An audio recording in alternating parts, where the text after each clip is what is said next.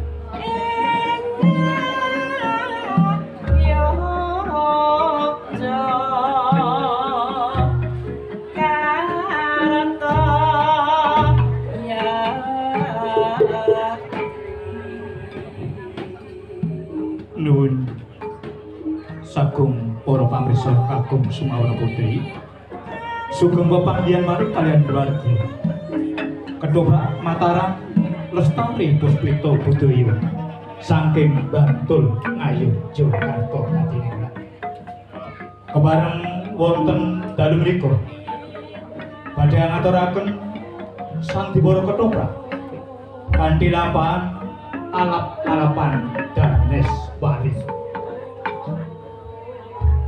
pendapuk sodalan katindaken panjenenganipun Bapak Sukarman swantening warangana Ibu Ponija pranata gending kasta panjenengan Bapak Piyono keprak kasta panjenenganipun Bapak Ponijo dalasan Bapak Ngadijo sedaya wau dipun sesepuhi panjenenganipun Bapak Junaidi Hadi Manggula.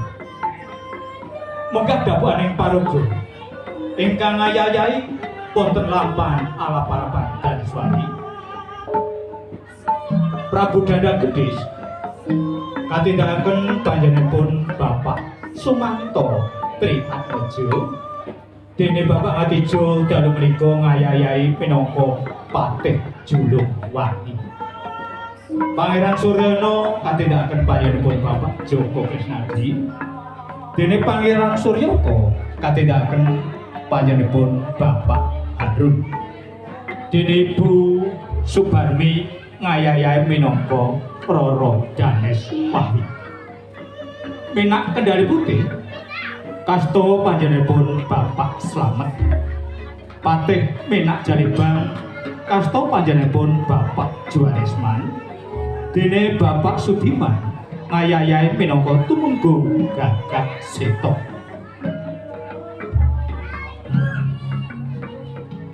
Rokan Gandari Ibu Tari Begawan Lokantoro kasta panjenenganipun Bapak Puspo. Nyai Lokantoro kasta panjenenganipun Ibu Sri Kuwanti dene Bapak Ngadi ngayayahi minangka dados Aguna. Menjangan Gerangsing katindakaken panjenenganipun Bapak Ngatijan dene Langkir kasta panjenenganipun Bapak Haryanto. Ibu Sukitri ngayayahi minangka dados Raminten. Dene Lastri katindakaken panjenenganipun Ibu Purwanti. Adipati Gendro Sakti katindakaken panjenenganipun Bapak Keli.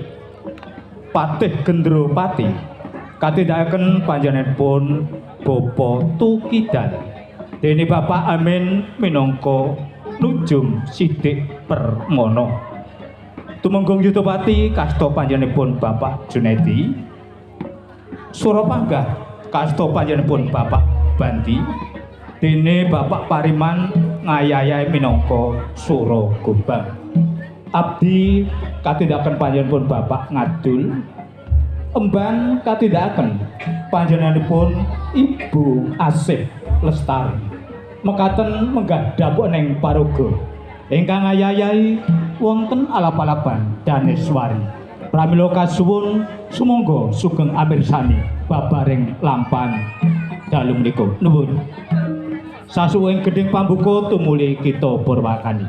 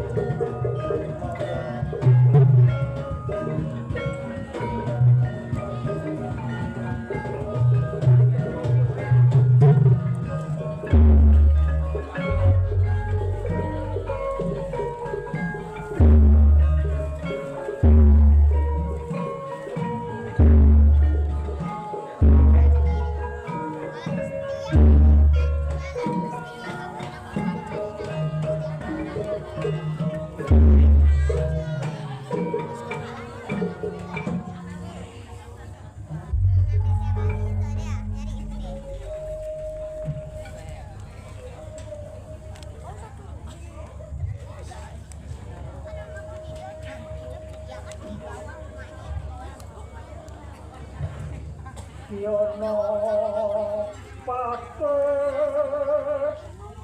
kang sumi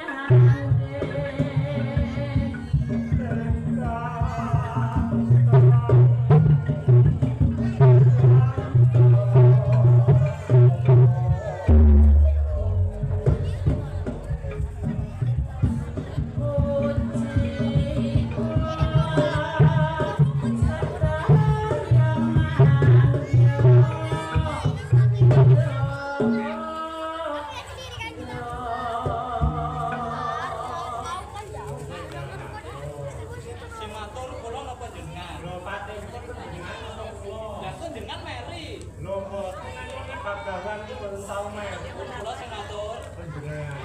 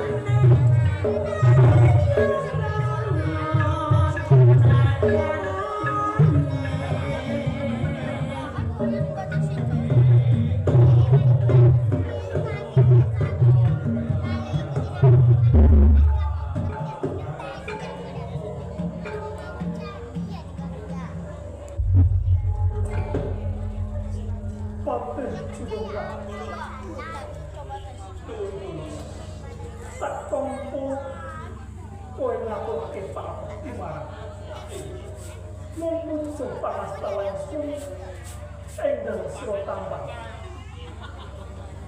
sang gemblong mujo gaya ngono kegiatan selama 20 jam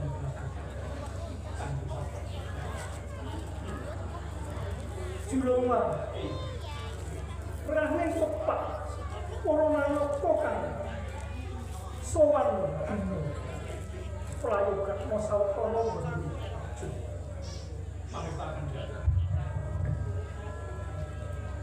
Temenggung Gunawicara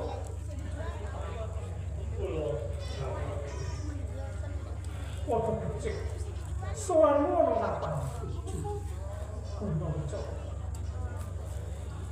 Tuan Pulau Final Utara namun sudah mentang Yo tak tompo kulo kowe ngatoke pertimbangan ku panas putih kuwi enggel ditampani sangat amun di pulau dikepenakian sendiri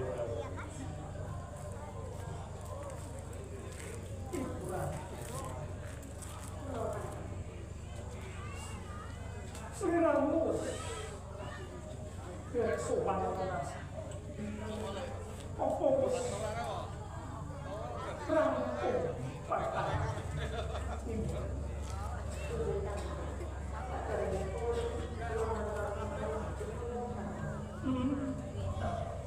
tak tahu panas putihku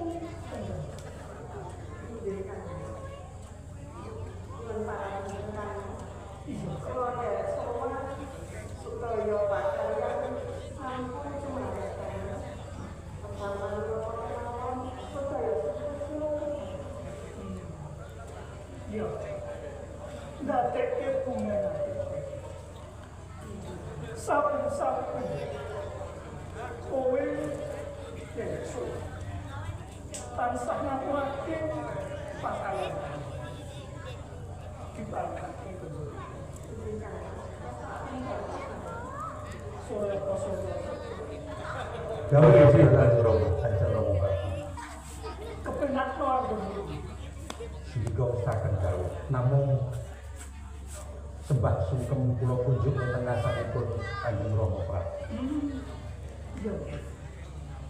Tak tompo kowe asal cepat. Nunggu jelas itu. Pangestu dalem kula tampi mugi dados jimat. Kula ugi nyawaken sembah mugi-mugi kunjuk Kanjeng Rama. Iya, tak tompo. Dibayangke anggun. Wis tak ngentau. Bali kowe julungan umur katon ganti aku ngerake para patah kang benih kelawan asal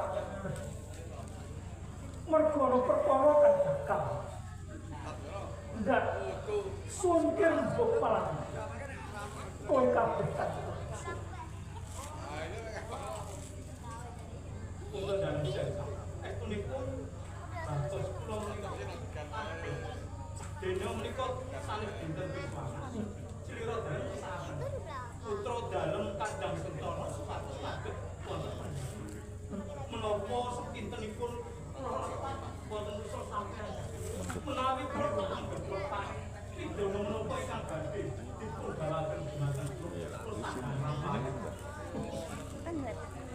Julungan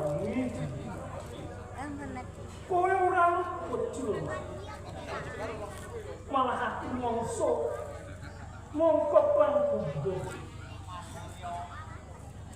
kowe kan ngerenggani utawa nderek ngembat matang aku tumprojo kediri nanging sakku julungan aku bakal nyuwun pirsa marang monggo kepriye pakaryan kang tak jebake marang Putra dalem sesa.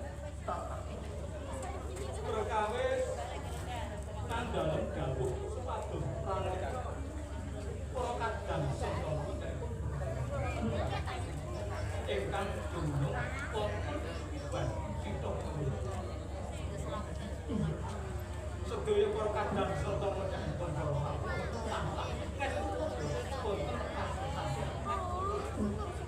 boten wonten setunggal kemawon ingkang marga kacek saged permanunggal antawis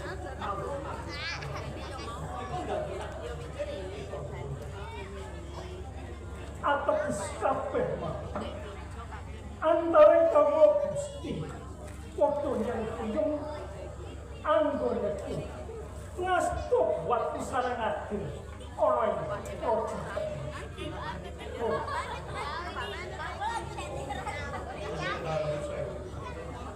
Guna Wicara tak kepal menawi kula midhangetaken aturipun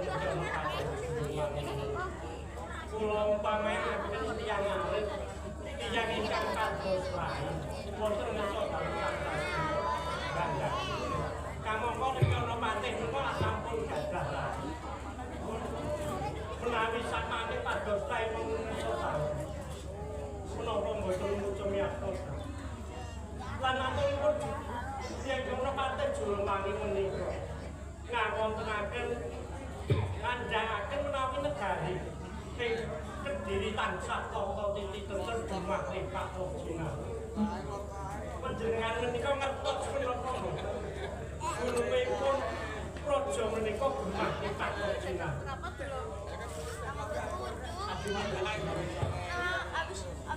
Aku matur kuwi ana pawadane ana dasar ora matur kaya apa pangambono ana ngendhan kasih ora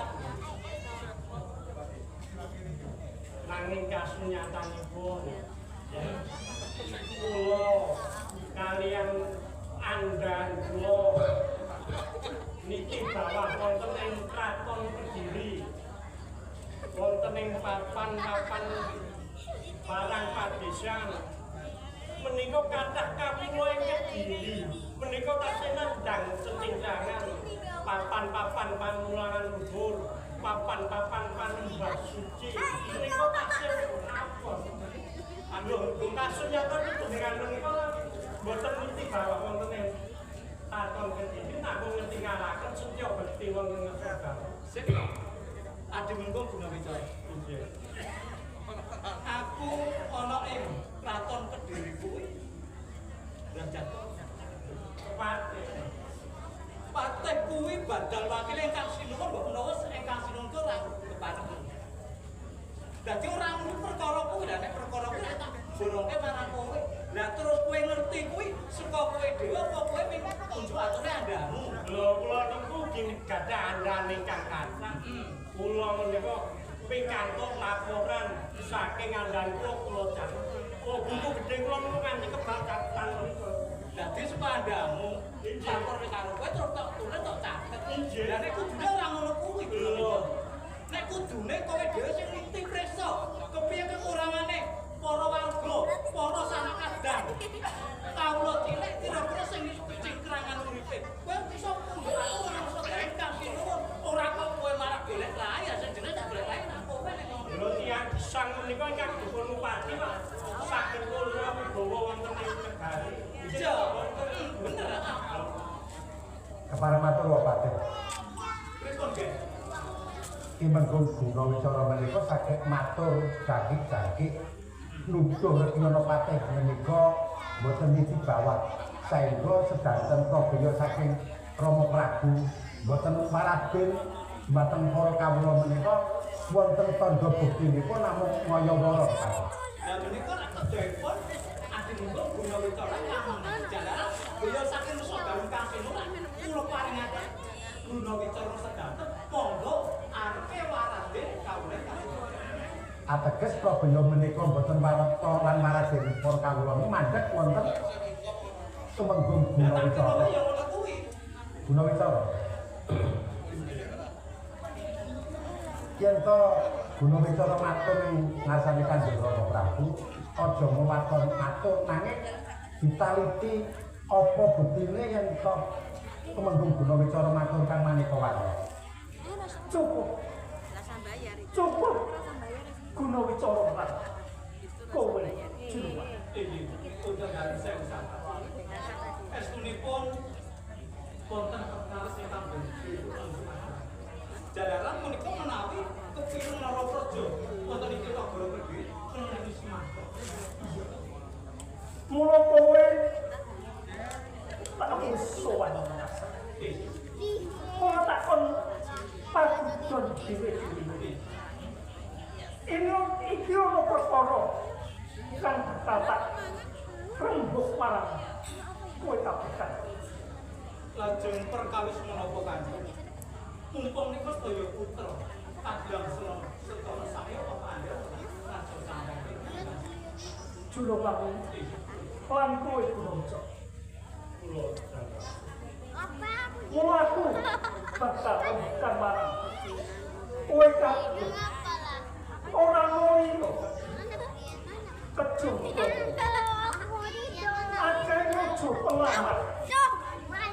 Kau tak ngayunake putra kuning suara. Pulang ke dulu. Ikutan pertikem.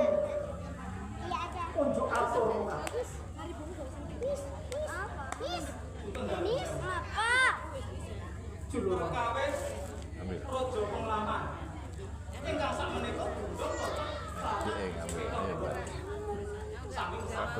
iya menawi saking pamrayu. Ayo adik. Mbok Elio Simbah lho. dipun timbali dipun taruh lajeng cinta ing maneka ingkang badhe Bisma Budaya Channel. Ah, Karo Bisma Duwe Budaya atau Jember. bukan duwe saya matur ora ngono bae. menawi Radupi. putra putri dampun Daneswari menika Sekar Bisma Bisma pengalaman ingkang kathah menika mboten Bisma Budaya menika channelnya pakai CHA. ingkang dadi seni utawi remen karya putra putri dampun Sik. Adi lungguh. Bener-bener. Kowe matur ana mesane kasih. Menawa para raja kang ora disenengi, ana lara praja sing disenengi. Apa kira-kira kowe malah? Panjenengan menika badhe selat napa bosan iki panjenengan menika suwane melipit kanggo ordo reno ben wangi panjenengan menika foto didereng kagungan Ya kena barane aku Joko Kasep ya tak akoni. Ning ora-orane yen aku badhe bakal ngrusakake. Semane ayu Dewi Daneswari. kalau mangsanipun panjenengan menika kathah penggayu sesuk nek aku duwe bojo putraning lan Tadi Gunawi Solo aku sering kan bakal tak rembu iki apa yang rojo kemana yang sak mengkone betul gawe greget kalau yang rojo tadi nanging kowe malah matur kan ora Kuwi didelengke. Ngendikane Kang Sinuwun iki didelengke. Menawa tumule ora padhang dadi rengkane Kuthabara Kediri. Ora kok malah golek-golek. Menawa kowe dhewe ya. Lah bojomu akeh lho sakare sen. dengan kok iso Ayo ngerti bae. dalem katemu dengan menika Papa. Lah sing kok lakoni sing ora tak lakoni. kok sampun kok malah foto pas dhewe-dhewe iki lho Nyuwun sewu Kanjeng. Awis saking bulanane manah. yang udah pulang siapa tadi? Ciluan. Yang sering ngikutin kau. Oh iya itu Oh, dia. iya. Pengen dia sendiri. Udah bohong. supaya oleh pepaja lan paling katrangan supaya rojo pengamarkan semene akeh mulo aku bakal nimbali Jelis. putraku niki Parmatur Kanjeng Rama. Kula dipun nindikaken para raja penglamat ingkang ngayunaken kanggo Daneswari. Ing samangke mbok menawi damel gerjah. Kanjeng Rama sampun ngantos was-wasos Apa cukup? karena kula kaliyan Adipura Suryaka minangka dados Narapraja sampun gladi kridane ngaprang dumateng para kawula dase saha para nayaka ingkang saged dados beteng negari Kediri menika. iya aku percaya marang kowe saklo menawa kowe darbe kaprigenan olah kanuragan kang ora bobot Inggih Kanjeng Rama. mulo seno aku bakal paling teguh marang kowe cok timbalono kang boten Daneswari Datang sego istirahat dhewe.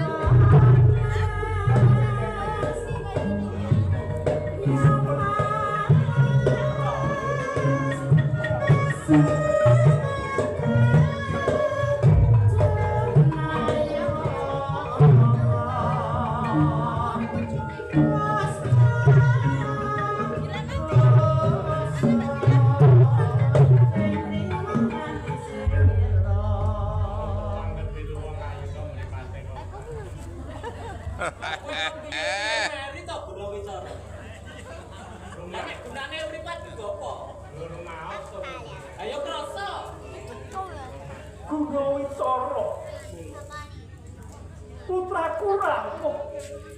Lah kok kowe malah foto. Kekucikan. Oh, Aku punya rambut. ngerti ya putraku. Rawuh mengasahku. Mbok kira-kira. Ngapuri monggo-monggo. Mana lah malah ditinggal. Sing dijukene iki kowe ora aku. Lah kok malah aku bukti ban meneh. Ora bener. Cukup mencoba. Kowe cuma. Aku tak sudah putraku. Tangkap aku. So, kene. Ini putraku bicara. Kamu suat. Lagi ngomong, iki mau lantaman keputren dan suat. Injil kados padakan Kanjeng Rama. Adan sabenipun kula wonten sak lebetipun taman menika nembe ronce sekar Rama. Jadi, kowe lagi wae ronce sekar. Injil. Iya. Iki putra meningit dari suami. Injil Kanjeng Ibu, kula ngaturaken sembah sungkem kula menika jo Ibu. Iya, Nek, saya selalu sayang. Ya mungkin coba ibu wae. Tinggal kapan nuri Kasih dia Ibu. Kok menika kan bisa Rama kula menika dipun timbali. Kasipun wonten perkawis napa Julungan. Aku kudu matur kepingin marang putraku. Prayogi tandhalem. Walapa menapa wontenipun kemawon bilih kita menapa kataipun Yo ini dan suara. Mula kowe tak timbang di sopan orang asal. Mergo perkara kan tunduk nih bakal itu projo kediri. Awet akeh projo penglamar kan bakal ngayunake marang putraku Bisma. Lan bukan iso nyirep ing sak mengkone raja penglamar kan bakal gawe dedah orang projo. Yo mung putraku Nini Dariswari paring wangsulan ing sak mengkone marang raja penglamar putra. Kanjeng Rama. Iya, kepingin Saderengipun kula matur. Kok pilih kathah tepat. Kula nyuwun lumutur ing sopan ngapunten dalem. ora tadi ya, ora tadi. Kula pamertos. Bilih ing kraton menika kathah sanget raja penglamar ingkang kepengin ngayunaken kula. Boten namung setunggal cacahipun. Iya bener, bener. Nanging saking pundi? Pundi negari menika kepengin ngayun. Kula ugi mangertos menawi perkawis menika tunggalipun badhe dadosaken tidak. Bener, bener. Nanging Rama perkawis katresnan, Iya, perkawis tiyang badhe digayanaken cetosipun tresna sawetresnan. bener. Raden ngaten to, kepaten.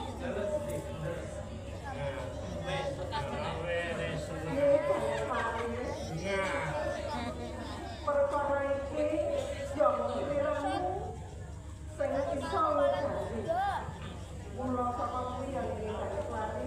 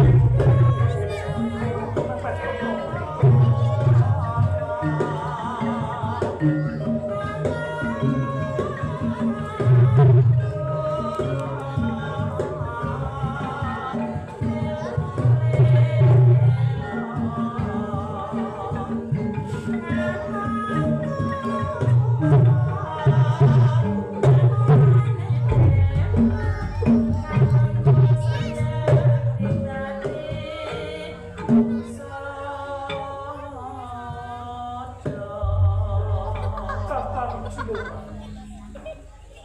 sak. Iki kanton ini ana cakokan. Sowan ana apa? Mongso tak aturi ngaturi pamit. Nuwun pangapunten pisanan. Kekalih-kalih. Inggih. Boten ateges kula kok tambuh.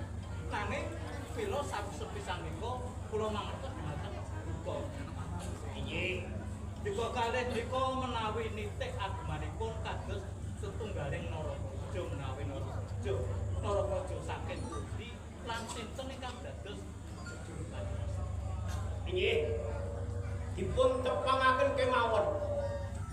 Nami kula Gagak Seta. Gagak Seta. Inggih, saking Kadipaten Blambangan. Saking Kadipaten Blambangan. Menapa menika telak pabrik? Inggih. Oh, lha nek jenenge ngendika Sorong, Mbak. Sajeng wonten 300 menapa sowan wonten kita golek. Inggih, boten dalem sewu. Menawi wonten keparingipun kula badhe matur piyambak. Wonten ngarsanipun Sang Prabu Kandang Gendhis. Pakai Prabu. Inggih. Lah, ingkang setunggal Dalem sewu. Nami kula Gendropat Kisanak Gendropati saking saking Kadipaten Seloro. lajeng asma Gendropati saking Selonta. Adipati Adipati Gendropat. Lajeng tunggal kersa kaliyan Gagak Seta menika. Kowe tekan kene ngopo? Ayo nglamar. Lamar. Nggih, terus kula nggih lamar. Menawi ngaten dipun prayogaken ageng punika kula aturaken wonten asalipun sapa. Entaken. Parang wujud sang Julungan. menika ingkang setunggal gagah bagus ingkang sura menika naminipun Senopati Gagak Gagak Seta. lan saking Kadipaten Blambangan. dalemipun cara pabrik dalem lan sura boten Yo ora. ingkang setunggal menika saking Selonta badhe nunjukaken wonten ngasal sampeyan Sang Prabu Parjo semoga Yo dikepenake iya pisanak sak keloro. Inggih. Ora teges aku tampuh parang. Sliramu sak keloro. Apa bener? Panjenengan kang asma Gagak Seta saking Blambangan. Leres Gagak Seta saking Kadipaten Blambangan. Lajeng banjur ingkang setunggal Dipati Gendropati. Nuwun sewu Ki Pati. Mbok ra dimundur kula dereng saged. Ngatur. Oh, jenengan ki lega ra dimacem engko ndak nek kono enggak kok ra dimacem ra digrimis. Ra digrimis. lah mila sak mriki hariku kantenan ya ora ana tebenge to ya Kowe iki maju, ngerti mrongos kene kok malah ora gelem maju. Ayo terus ayo. Sampun kisanak Gagak Seta lan Gendropati. Iya. Sasampunipun lenggah ngaturi kasuhan. Angsal buka pangestu. Kanjeng Sultan Kandang Gendhis sowan kula Widodo. Lis ing sambikala. Sungguh kula pojok. Nuwun sewu. Kula sanes sopan. Nanging kula kan ratu wonten pojok. Inggih Sang Prabu Dandang Gendhis. untuk dalam saya sang prabu nggih kantenan celak pabrik dados menawi mboten seru mboten saged Siapa? Orang Menawi mboten klantung mboten nanten gugep. Ora lucu. bener sana. Pesoro, meru meneh. Yo, tak tombok sanaki Kakang Seto. Kowe ngaturke pangtiono. Banjur kowe suwan ana ngarsa. Badhe karpe. Piye? Sowan kula wonten ing Kraton ing Kediri. Kula dipun utus kalian Kanjeng Adipati Pinak Kendali Putih. Inen ngaturaken salam taklim unjuk wonten ngasanipun Sang Prabu Gandang Putih. Yo, Kakang Seto. Piye? Banjur kisana Gendropak kagungan kersa menapa? Waleh-waleh menapa ingkang sepisan kula kautus saking junjungan kula utawi sesembahan kula nggih panjenengan Adipati Gendros ingkang sepindhah utawi pun ingkang sepisan ngaturaken salam takdim kunjuk katur Sang Prabu Gandang. Ingkang kaping kalipun kula badhe nembun-nembun ingkang ajejawah sonten kula badhe nglamar putra putri dalem nggih menika Diahayu Daneswari. Iya, kisana Kakang Seto lah dipakai Gendro. Piye? Sadurunge aku ngapurake kumun panuwun menawa ratu sesembahanmu bakal ngayorake ngelamar putraku ini. Lalu ku tak tompo Dipun tampi Ratu Gusti Panjang Ratu Gusti ngaturake salam taklim ana ngarsa. piye? Mengko sakjane salam taklim atur nono ini Ratu sesambahan. Sendika wis tak kendhau. Rehni kowe sak kloron ditus supaya nglamar utawa ngayorake putraku Nini Daneswari. Piye? Aku ora menang nanging sing duweni wasesa putraku Nini Daneswari. Dados Mula Nini Daneswari kang bakal paring jawaban marang kowe sakro. wonten dalem sewu menawi putra dalem nggih Diahayu Daneswari. Menika rak putra dalem. Bener. Dados pundi wonten pandhe kalih Gusti kalah niku kados pundi? Di sana Kakang Seto. Injih. Mula aku bakal nari sik putraku Daneswari. Mengko sing bakal paring wangsulan marang kowe sakloron putraku. Ya biar ditakeni. Injih. Sendika, sendika. Kowe HP kowe bali wae wis. Nggih. Wong ora bakal arep nganu Gusti Ratumu ku ora bakal. Sing arep ditampa ya adipatiku. Panjenengan sedaya pribadi kata. Jalanan Kusuma Bani Daneswari menika sampun kagungan pasangan. Ya sampun kagungan katresnan. Katresnanipun Lho, sampun kagungan katresnan. injih. Lah jenengan niku sinten? Kula menika ingkang minulya tumenggung Gunawicara. Ngomong Gunawicara. Panjenenganipun ajeng lebet wonten ing gapurane Kraton Kediri menika lampun putus. Sing Nuwun sewu. Ingkang dipun mantani Jawa Wisara. Nggih. Kok kula nate mireng nek tenggen kula menika kok ada salah apa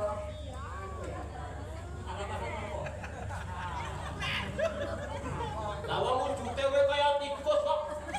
Kula cara. tripu. Gunawicara. Cukup Gunawicara. Lah kok kowe malah ngrengek sing ora karuan kaya ngono. Kula menika Aku lagi wae kandangmu putraku ini Daneswari. Lah kok kowe malah nyuruh ora karuan kaya ngono. menawi dalam menika sampun wong anggap dicedhaki ngoten jebule sakti Ini Daneswari. Mula pun Rama wis ngendika marang kowe. Mula kapan kemarin projo kedikike. Gumantung marang kowe. Gayut karawan projo penglamar kandhang. Ngayunake kowe. Mula iki prene iki akeh projo penglamar kandhang ngayunake marang kowe. Mula kowe tak keparake paring wangsulan marang projo penglamar kandhang sumeneh. Suwun sewu. Kepareng matur. Menapa kedah kula karingi wangsulan. Ing wedal sakmenika kula dereng saged madosi priya Rama. Nuwun pangapunten.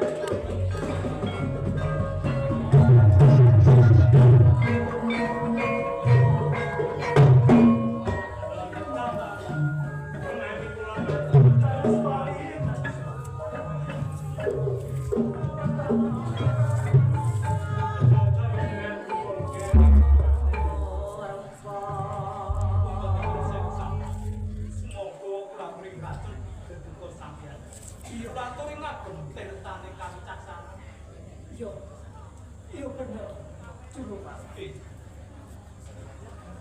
Gir putra ning Jauh timbal. Lho nggih, Pandura. Rening kowe putraku kan tak ambil. Iki lo kahanan kaya ngene akeh wujud pengawas kang bakal ngayunake Mbak Ayu. untuk dalam sewu sak tepat yuncih pangapunten dalem perkawis menika panglamar kula menika menawi dipun tingali kadosipun panjenengan sampun gedhe kathuk kaliyan panjenengan kula bener menawi atur kula menika kaliyan dipun damel angel agengipun dipun cabaraken Iya panjenengan dalem kula aturi jaki-jakang kula damel beteng ing kandel kula saged damel bosah paseh wonten ing kraton ing Kediri. Gagak setok. Kami Sugih Cendel Gondowani. yo Ngobrengake badhamu bakal ngorak-arik sungsang bawana balik ana ing kraton Kediri. Apa dijono akurasi iso dibacane karo kowe?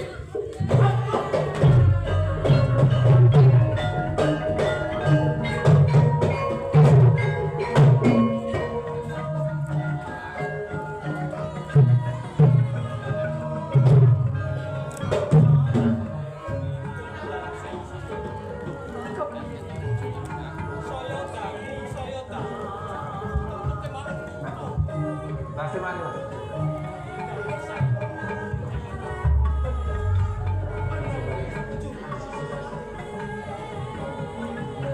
kowe opo ing sakmene bakal kabecak perang di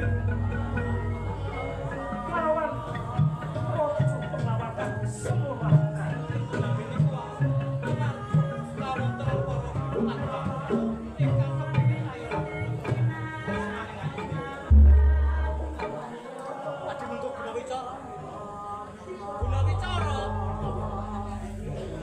jenengan ki truk kepiye to ya ana ora prajana kanan kaya ngene kok malah ming meneng wae. Kok yo melu cawe-cawe kok kepiye? Kula menika lak sampun menawi babagan kaprajan menika lak tanggung jawabipun pepati. Kula menika namung andhahan panjenengan. Menawi kula menika dereng nampi dawuh, mengke kula tumindak kleru. Kok dadi ngenteni dawuh? Prince kula Ya. Juluwan. Aku bakal minta sing jago. Muga-muga kahanan loin Raja Kediri iso kabeh. Putraku sakloron muga iso ngundurake Raja pelamar kang Sinoman. Kula juluwan Rani Wiswanagus kang cukup mula mangsa borong bodol Wiswana.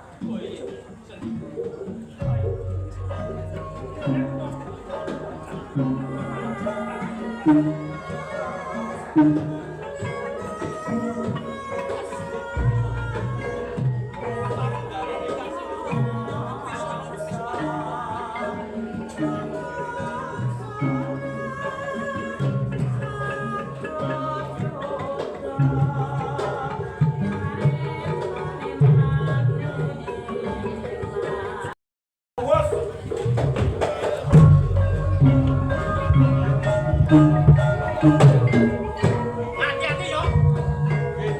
Musik tak nyopot.